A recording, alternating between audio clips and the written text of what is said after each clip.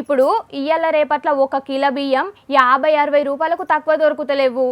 అంటే 25 కిలోల బత్త కావాలంటే ఏం తక్కువ 1500 అవుతున్నది ఖర్చు. నీ అవ్వ గింత రేట్లు పెడితే మా సొంటి చిన్న జీతగాళ్ళం ఎట్లా బతకాలే గీ పట్నంలా అని మస్తు మంది రంది పడతారు. అగ్గో గసొంటోళ్ళందరి కోసమే గీ ముచ్చట.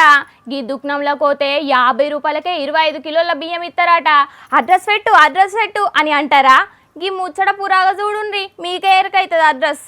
ఇయ్యాల రేపట్ల 50 రూపాయలకు కిలో బియ్యమే సక్కటి అత్తలేవు. గసొంటిది 50 రూపాయలకు 25 కిలోల బియ్యం ఇస్తున్నారంటే పుణ్యాత్ములే అని దుగ్నం పోయి ఓ 2 క్వింటల్ల బియ్యం వేసుకొచ్చుకునేటందుకు ఫుల్లుగా ప్రిపేర్ అయినట్టున్నారు కదా.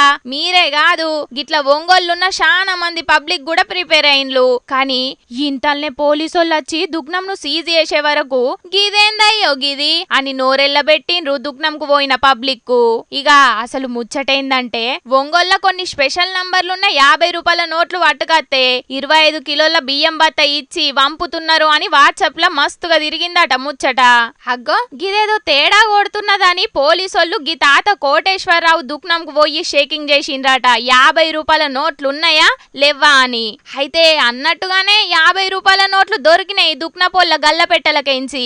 అగ్గో గివి గా పైసలే టోకెన్ల లెక్క వాడి జనాలకు బియ్యం ఇస్తున్నారు అని దుకాణాన్ని సీజ్ చేసిండ్రు అధికారులు.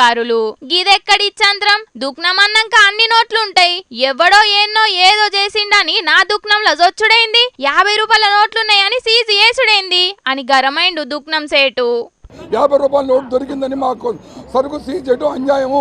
ఎవరి దగ్గర కంప్లైంట్ లేదు, వాళ్ళు ఏదో తెలుసుకుని వచ్చి కాగితం చూపించారు, కంప్లైంట్ అంటున్నారు అంతే. అగనాట ఎవ్వరు ఫిర్యాదు కాకున్నా కూడా పోలీసోళ్లే అనుమానపడి గిట్ల దుక్నంను సీజ్ చేసిండ్రట.